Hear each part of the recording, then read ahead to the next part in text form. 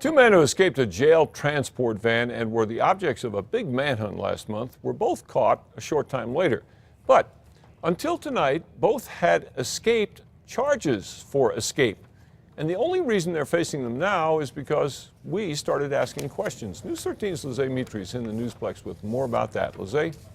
Dick, the case fell through the cracks. BCSO says a new agent taking on the case thought the charges had already been filed, but they weren't.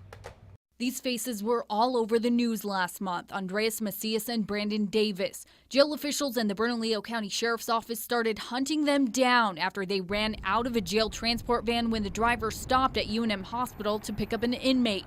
They found Macias the same day and Davis the next, but charges for that escape weren't filed until tonight, a month after it happened. There was some miscommunication in the first few days after they were back in custody. BCSO Sergeant Aaron Williamson says it was a mistake. He says the agent handling the case moved to a different unit, and the new agent who took over thought charges were already filed. He was under the impression that the paperwork had been taken care of, that everything was closed with the case.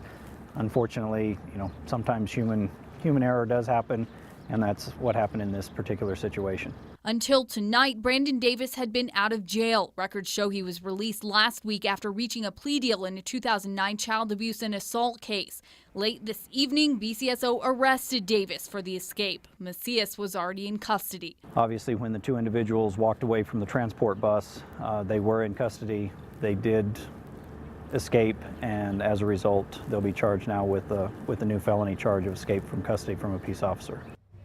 We had been communicating with Davis all evening. He agreed to meet with us to share his side of the story, but then didn't show up. Late this evening, we learned that he had been arrested. Dick, back to you. Okay, Lizzie, an MDC spokesperson says outside independent investigators are still 2 to 3 weeks away from completing their probe of how the pair got out of that transport van in the first place.